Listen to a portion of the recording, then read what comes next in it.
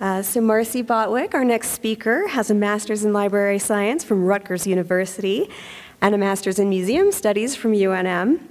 She was the recipient of the first Steve Wimmer Grant from the New Mexico History Museum, where she conducted archival research on the Blumenschein family. She has worked as a librarian for 20 years in both public and university libraries, and recently started a new role as the Southwest Librarian for the state of New Mexico here in Santa Fe, so she is part of our own team.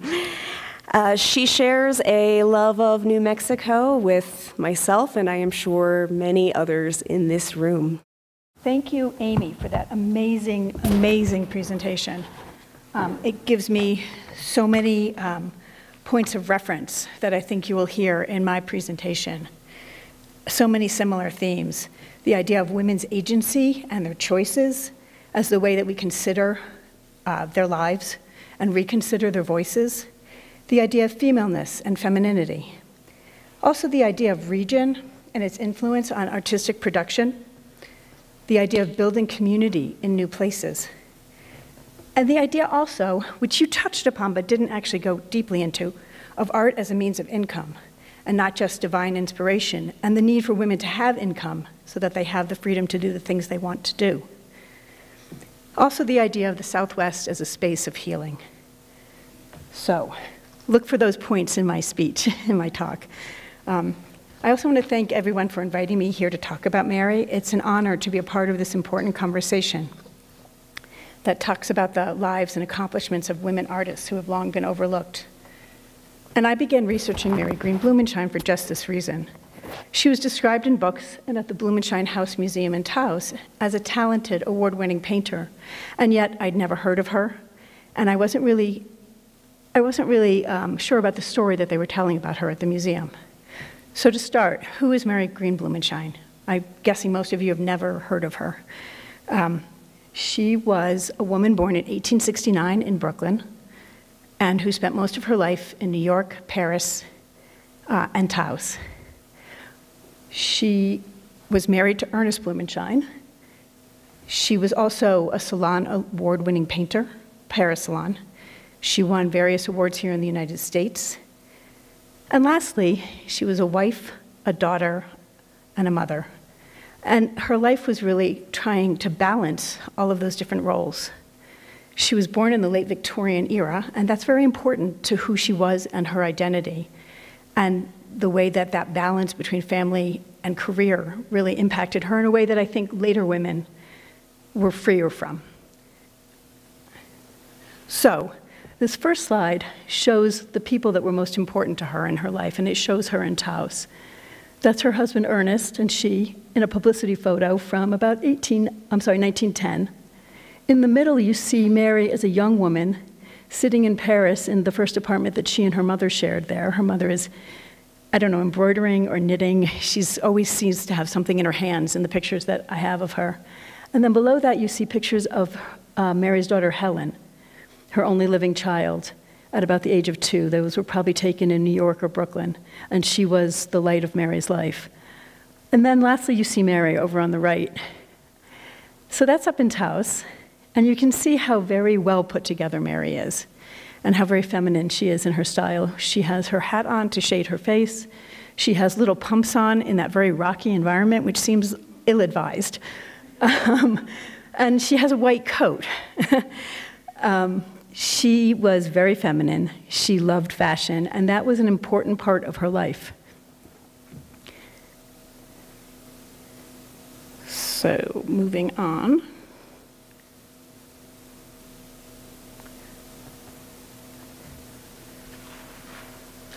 Mary and Ernest, I'm sorry, going back to where I was. I wanted to add Mary's voice back to previous accounts, because most of the accounts that have been written about Mary were written from Ernest's perspective. They were written by his biographers and or other people who wrote about the Taos Society of Artists, and they really didn't center her viewpoint or her voice. So I went back to the archives. And Mary and Ernest wrote a huge number of letters in their life. It was like text messaging for them. Although they were married for a very, very long time, I think it was over 50 years, they were really apart for much of that time. They spent years apart even, while she was raising Helen, and he was in Taos and she was in New York raising Helen. I'll get to more of that later. They talked about everything. They talked about what they ate for dinner. They talked about where they went. They talked about the people they socialized with. They talked about their art. They were really very, very extensive letter writers with each other and with many, many people. They also didn't throw anything away. So their archives are huge. Most of the letters are at the Smithsonian Archives of Art in Washington, D.C., and they're freely available online if you're interested. They're actually a pretty interesting read if you have the patience. And a lot of their materials are also over at the Fra Angelico Chavez Library over at the New Mexico History Museum. So I spent a lot of time researching there as well. The museum in Taos is another great place to visit. That was their home. They lived there Ernest moved there in 1919, and Mary moved there full-time in 1932. And she would come back and forth each year, as I mentioned, after they bought the home in 1919.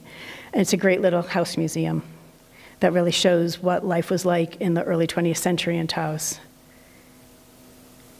And I like to begin my talks about Mary in Taos, because as much as she's associated with Taos because of Ernest, she isn't really of Taos. We were talking about region before. She really was a New York-based artist, and that was really her center. And so the fact that she's been conflated with Taos has, I think, confused her legacy over time. This is her first trip there. You can see she's wearing a white suit and a beautiful, tall hat. She arrived in that Surrey that you see in the middle. That's the Church of Rancho de Taos, very famous. It's in a lot of Taos Society paintings as well as other paintings. The picture on the left is Mary and Helen with the Surrey driver. You can see how she just does not look like she's dressed in the same fashion as anybody local might have been.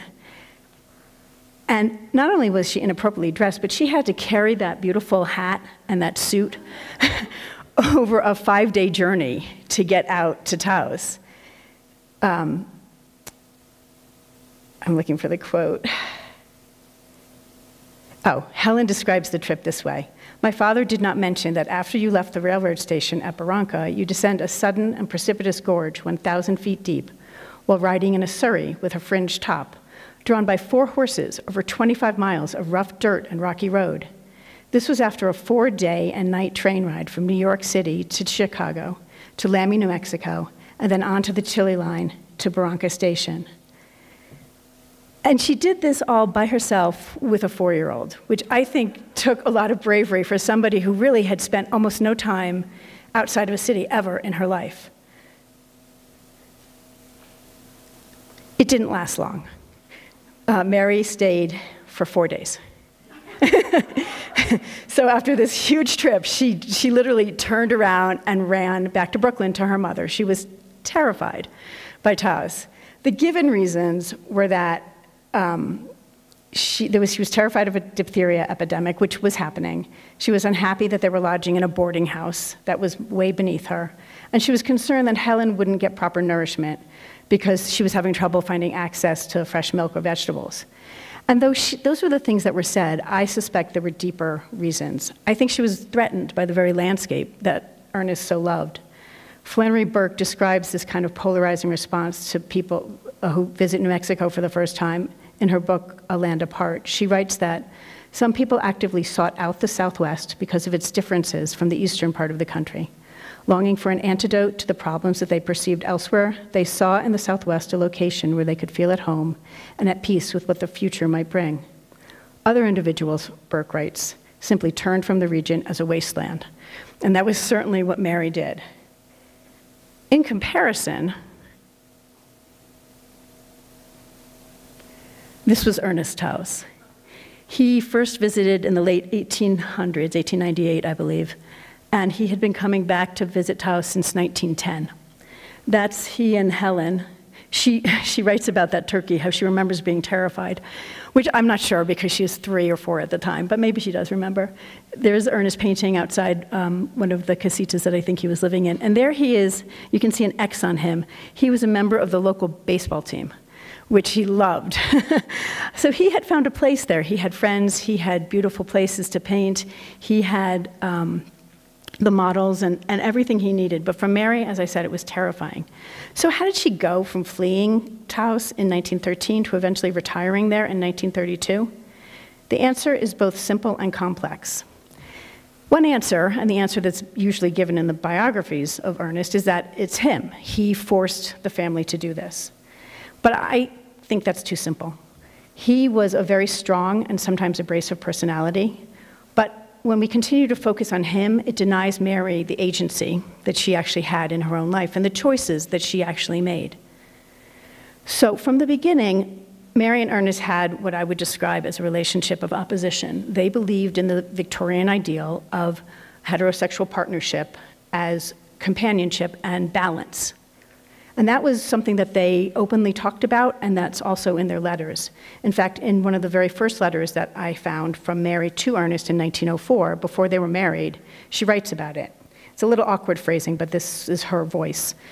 She writes, "Vindicate your truly good ideas and get from me some gentleness. I can teach you and give to me a good man's view that may help me as the other will you.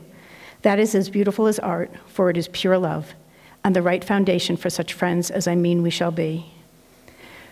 She and Ernest saw their marriage, as I said, as a joining of equals. And though Ernest was undoubtedly steeped in the hyper-masculine rhetoric of the time that he lived, particularly around the taming of the West, he always encouraged Mary in her career. And he was always, he wanted what he wanted, but he treated her as an equal. It was a really pretty remarkable relationship. The letters show lots of affection and love between the two of them. They spent these years apart, but they missed each other the entire time they were apart, and they write quite openly about that. In the slide, you can see the two of them standing on a balcony in Paris. I believe that's her mother's balcony, or her mother and her balcony.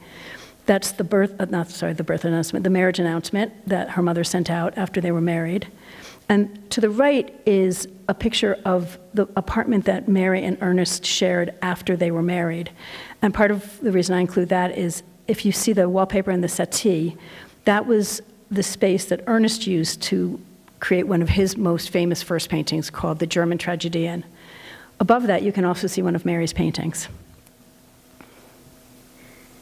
So back to Mary.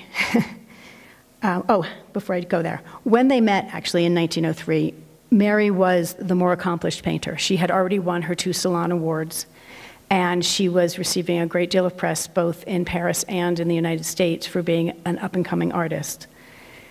Ernest, on the other hand, he was receiving notoriety for his illustrations, but he had not yet really begun his painting career, and that's why he was in Paris in 1903, was to go back to Paris for the 3rd time to study painting, because before that he had just been studying art sort of more largely, and now he knew what he wanted to do. He wanted to be a painter of the Southwest, so he felt like he needed more training in order to do that.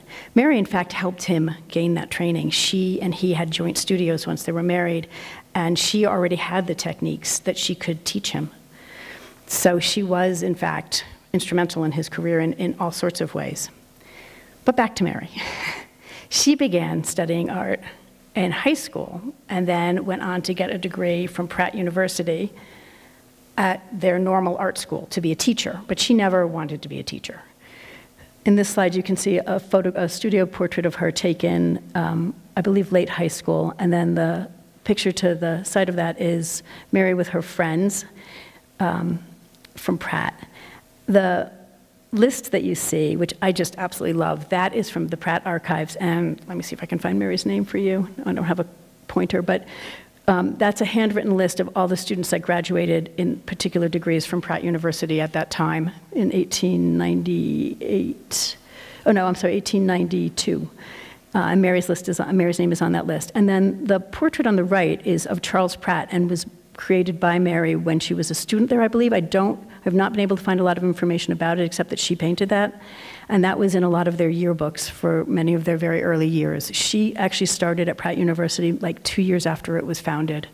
And her home is now, the home that she grew up in was destroyed. It is now part of Pratt's campus, and it was part of the Robert Moses redefinition of Brooklyn.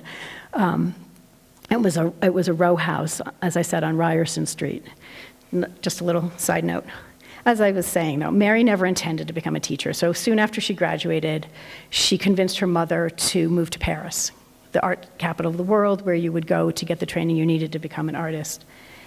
And while she was there, Pratt reached out to her and asked her to write about her experiences as a female art student in Paris. She stayed very close with Pratt throughout her entire life and in touch with lots of people there. So they published this letter. You can see it there on the right. And you can also see how much fancier she got when she got to Paris. It's another studio portrait taken while she was in Paris. Much more high style with her hair up in that fancy chignon. Looking a little less stylish, but still very bohemian in the top photograph. And I'll read to you from her letter. She wrote, "For myself, the first 5 months of work in Paris I did at the Académie de la Cluse and spent the first summer traveling. The following winter, I entered Collins' small school in the Impasse du Maine. In June, I worked under Collins a month and a half at Fontenay-aux-Roses and painted from models posed in the open air. At present, I have, with 2 other girls, a good-sized studio. We draw our paint from the figure in the morning, and in the afternoon paint and do composition for the week. Monsieur Collin comes every Wednesday and Saturday morning." Monsieur Collin was Raphael Collin, who was a very well-known painter at the time. He was a member of the Académie des Beaux-Arts. He was very romantic and decorative and Japanese influenced as well. And you can see that in her work in those 2 paintings on the bottom. The one on the left is called Idleness. And I don't know where most of Mary's paintings are. I just want to say that now too. Most of her works have been lost. There are 2 pieces at the Brooklyn Museum of Art. There's a few pieces here. There's some sketches and some of her other smaller works are at the Blumenschein House Museum. But many of her early paintings, I just have no idea where they have gotten to. If anybody knows, let me know, because I would love to figure that out.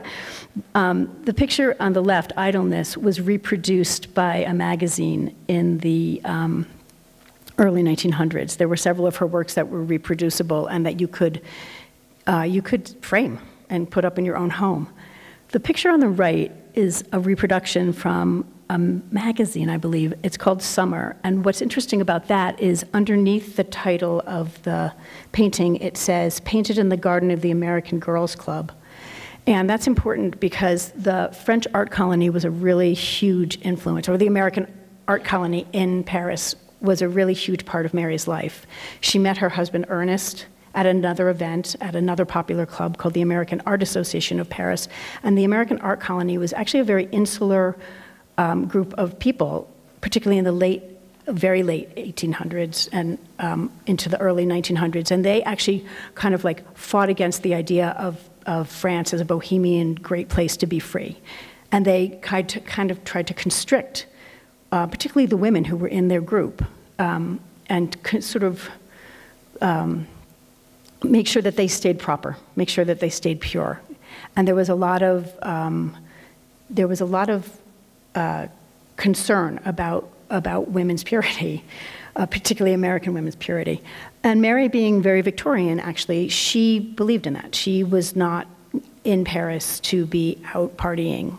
And it became an issue when she started dating Ernest. In fact, her mother didn't like the fact that Ernest was taking her out to clubs. And so she put a kibosh on that, and she said, no, you're going to stay here. If you want to see Ernest, that's fine, but you have to stay in the apartment. You cannot be going out all the time. And that was an interesting thing, because back to their relationship, Mary's mother was very important to her. Her father had died when she was 12, and the family inherited enough money that her mother didn't need to work, and she could do all these great things. They were not millionaires, but they were able to live comfortably without any extra income. And that meant that Mary always had independence, and she always had the support of her mother. When they got married, that was actually a very big change for Mary. They moved out, obviously, to their own place. Mary learned illustration because they needed to earn a living, because she no longer had her mother's financial support. Mary's mother not only provided financial support, but she provided emotional and domestic support. We were talking about domesticity as a theme in women's work. Many of the women who were painters in Paris, they had female partnerships whether it be a sister or a mother or some other person in their life who would help them run their domestic affairs so that they could concentrate on working. And that was the basis on which Mary and her mother operated. They were friends with Elizabeth Nourse, who was another painter who lived in Paris for most of her entire adult life. She moved over when she was in her early 20s, and she actually never came back. Elizabeth Nourse's sister, Louisa, maintained the same kind of relationship. Elizabeth painted, she made the money, and her sister Louisa maintained their domestic life. And they recognized the importance of that. When Mary won her first Salon Prize, they sent Mary and her mother a letter saying, "We just saw in the paper announcing your great success. We were both so glad that we felt as if we must embrace you, even if only in spirit. I would like to also congratulate your dear mother, as I know how much your success is to her." I love that. So, what did Mary do with her illustrations? Oh, I'm sorry, this is her salon paintings. So the painting on the left was the first one that she won an award for. That's called Un Regard Fugitif, and she won a Salon Award for that in 1900. It's hard to see, but the painting she won the second award for is in the article in the middle. It is a picture of a girl reading a book sitting on a bench called Un Petite Histoire. And then the painting on the right, that's from a carte postale, or a postcard, of a submission to the Salon that did not win, called the Harpe Rouge from 1906, the year after she and Ernest were married. These are really large paintings. I've seen Un Regard Fugitif, it's in Brooklyn. They are easily the size that they are in that, on the screen. And in the article, it talks about that. It talks about how strenuous it would have been for a woman to have to paint and stand on their feet all day, and how she was a woman of great courage and strength and stamina because she could do these things. And I tell you that because I think it's important to understand the kind of expectations that were set for women artists. They didn't have the freedoms that they had later. Mary came from a very different world than 1922, even.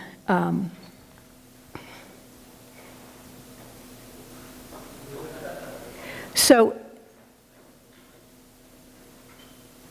at this time, there were a lot of things going on for the Blumenscheins.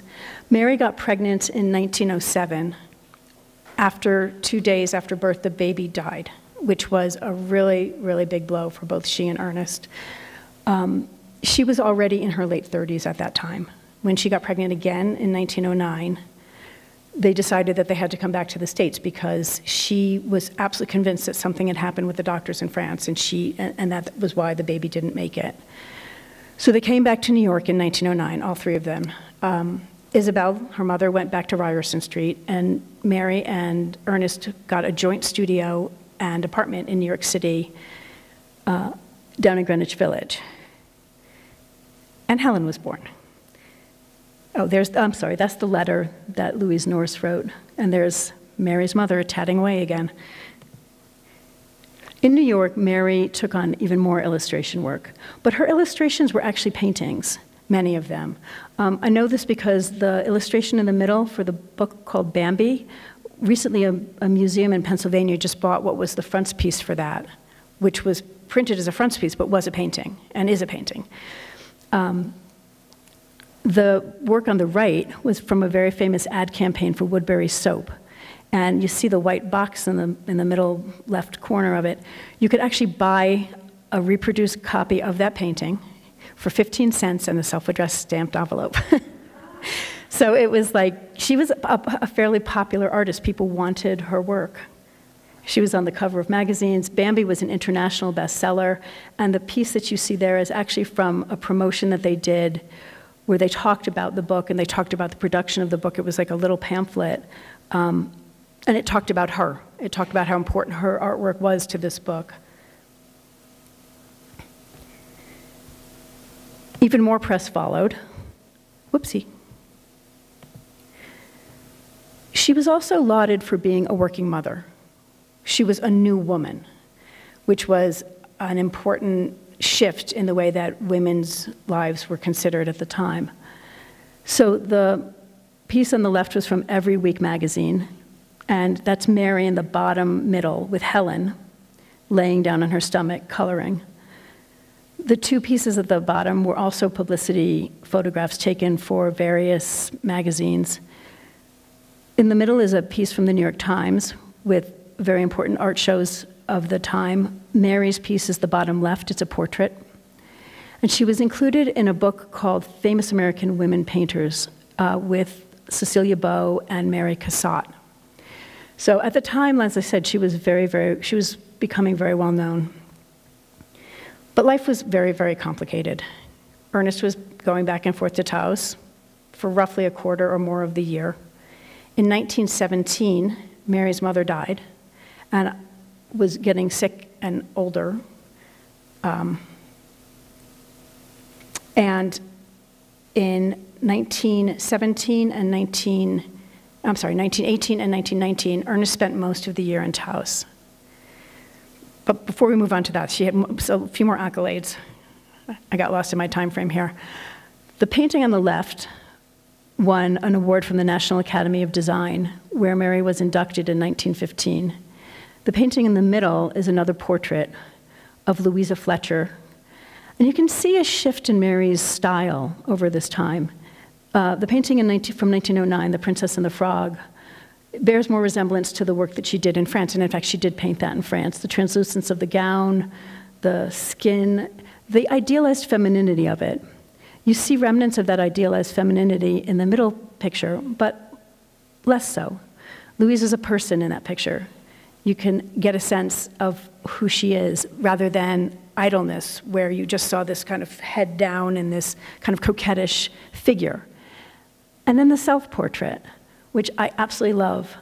Mary looks sumptuous. She has a big hat on and a lovely stole of some sort, but the background is completely blurred out. The brushstrokes are much broader, and her face is almost mask-like. She does not present herself as coquettish at all. She's self-assured, she's in control, she's poised.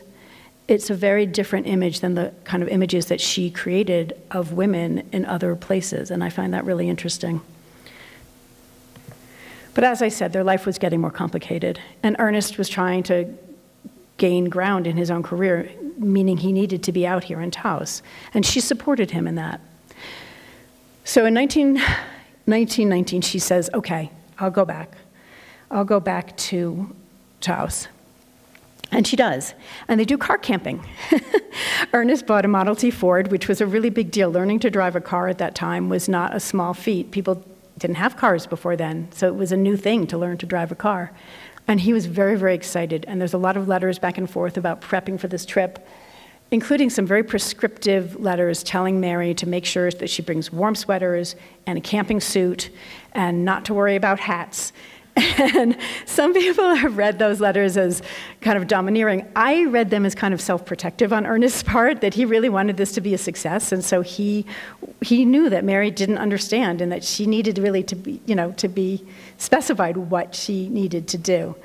The other thing that happened when Mary's mother died is that Mary suffered a crisis in her painting. And there's not much painting that was shown after that time. She continued to paint, but she didn't continue to show.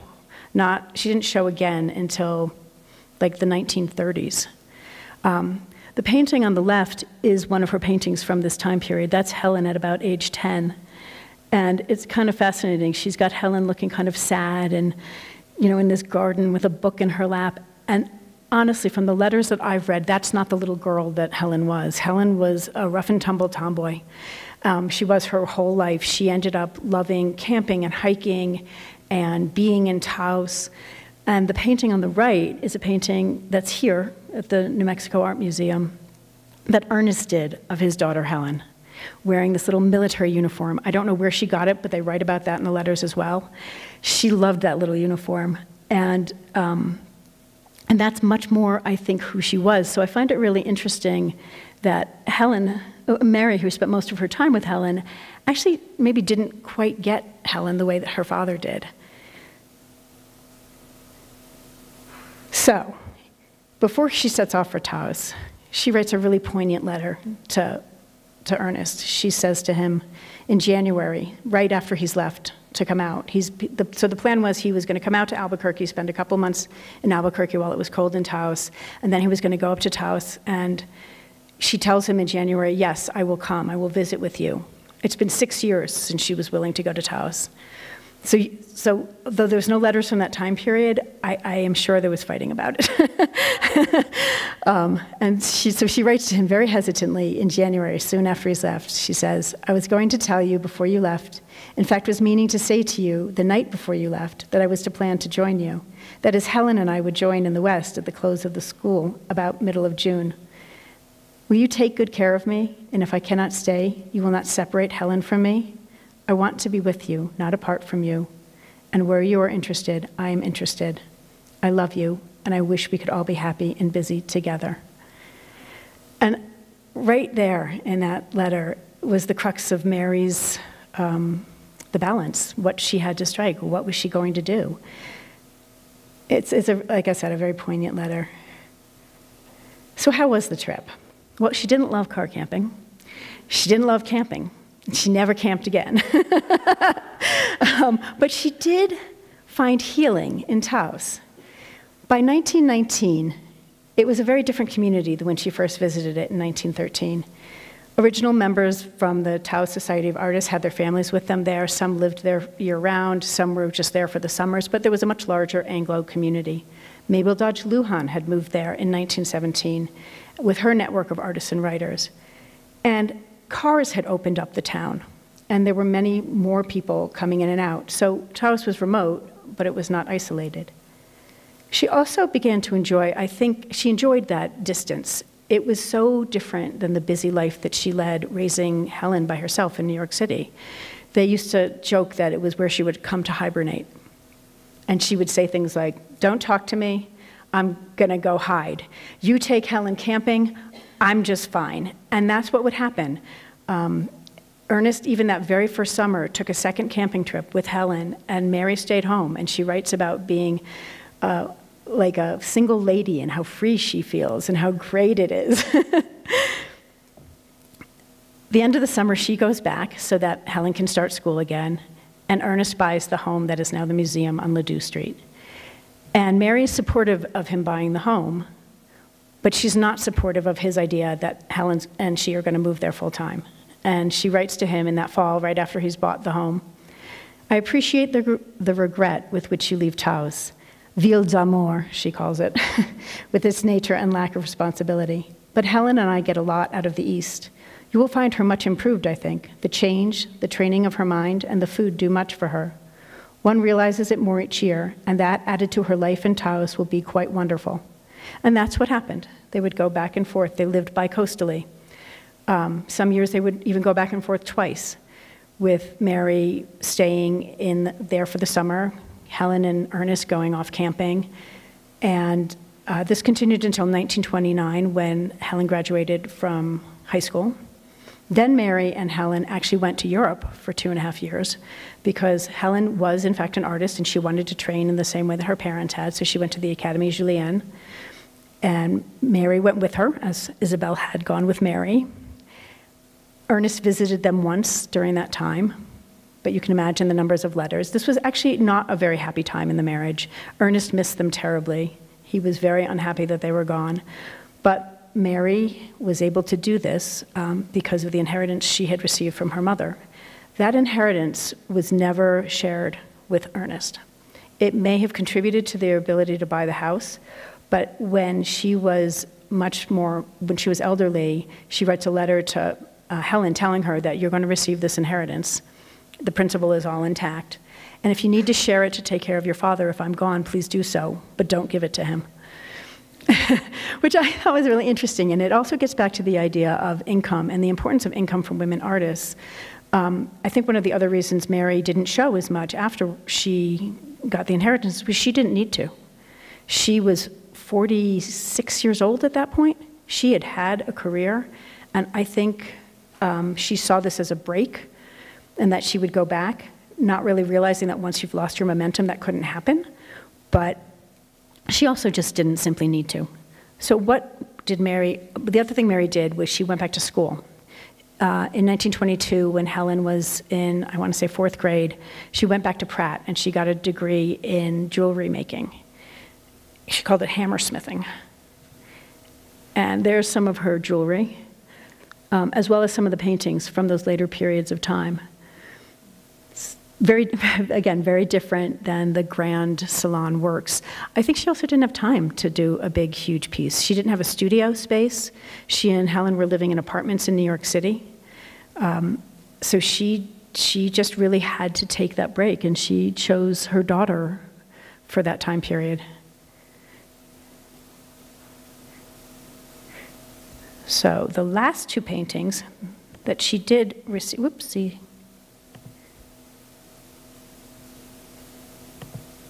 The last 2 paintings that she received notoriety for were created in the 1930s. So after Helen was an adult. The one on the left is called Acoma Legend. It was painted in 1932, and it is the story of winter and summer. It's an Acoma story of how winter and summer came to be, and the maiden that got caught between the 2 lovers. And the one on the right is called Husking Corn. The one on the left was shown at the American, let me get this right, the 1939 New York World's Fair American Art Today Pavilion, which was actually very hard to have a piece shown in. And the one on the right, I believe, it's at the Harwood up in Taos.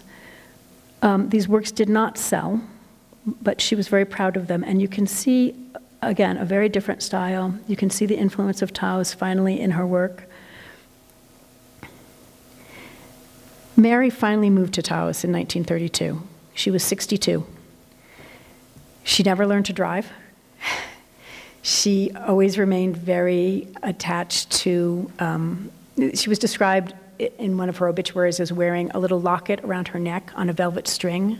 She always remained very Victorian and serving proper tea.